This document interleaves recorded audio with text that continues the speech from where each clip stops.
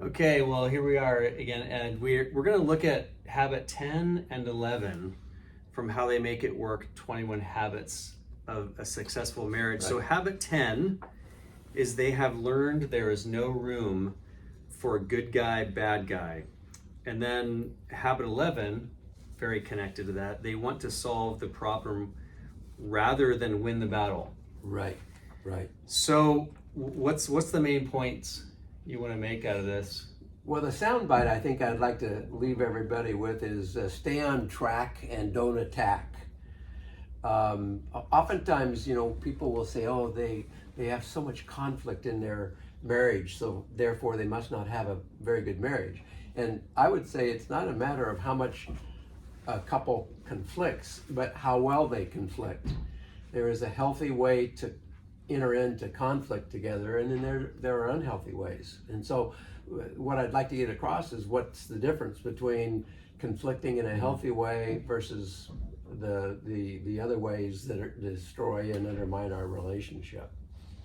And one of the major points I want to make is that they both go into that conflict with the mindset and the attitude of being on the same side, working against the common problem, as opposed to Right.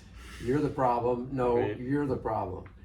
They also stay on track. They stay with the conflict, and they don't add in other things like, you're always, or you're never, or, you're just like your mother. They stay away from all those destructive comments, and they stick with solving the problem. Yeah, there's nothing like setting out a minefield in front of somebody to say, you're just like your mother, or Right. you're just like so-and-so. Right. I mean, there's no way you can't step on that landmine. Nope. I just, as we're walking through this, it really is about, I want us to win, not just I need to win. Right. And as I was going through these chapters, it just made me so remorseful and need to like publicly apologize to so many of the romantic relationships I've been in before, that my maturity was so low and my ego so fragile that I needed to win. Like I needed to come out of this argument having some kind of rightness or power. And it was almost, it was so detrimental to the bond that I had with that person. Yeah. And it was just heartbreaking the more that I really thought about right. it. When you stop to think about it, if you have won an argument or a battle or a conflict, then you're living with a loser because they've lost. And yes, you want to come out of it, both of you feeling like you're whole and you have compromised in such a way that you both have gotten something out of the conflict that'll help improve your relationship. When I play a card game with Joan, I want to win and I want her to lose. And she wants to win and she wants me to lose. And that's okay in war, in card games, in a lot of things, but not when it comes to conflicts that involve our relationship with each other. Yeah, because as you were saying that you're living with a loser if you need to win, Right. you're also living with the loser because your relationship's the loser. Like I Yeah. think the real loser is your relationship Yeah. and is your intimacy. Yeah.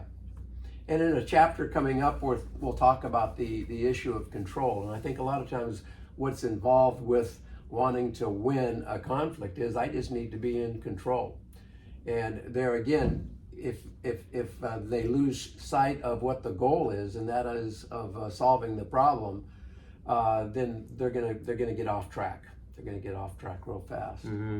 It was really hard for me is when there is some kind of a conflict, I stop thinking about the larger picture and just, I kind of get defensive, right? And it's really hard to be aware of like, hey, wait a second, what's really important in this situation is not what I'm feeling right now, but is the larger vision of what this relationship is to be. Right. And so that's got to be really difficult for others as well, as when I'm feeling under attack or I'm feeling like I'm needing to work something out where I'm feeling, sensitive about it.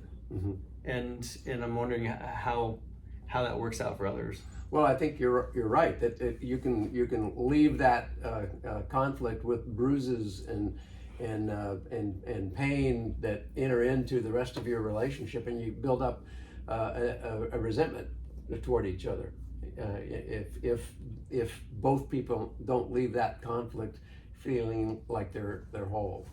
And I think also what will come out in conflicts that derail the relationship and the conversation about the issues is our past stuff, as we were talking about in our last chapter chat.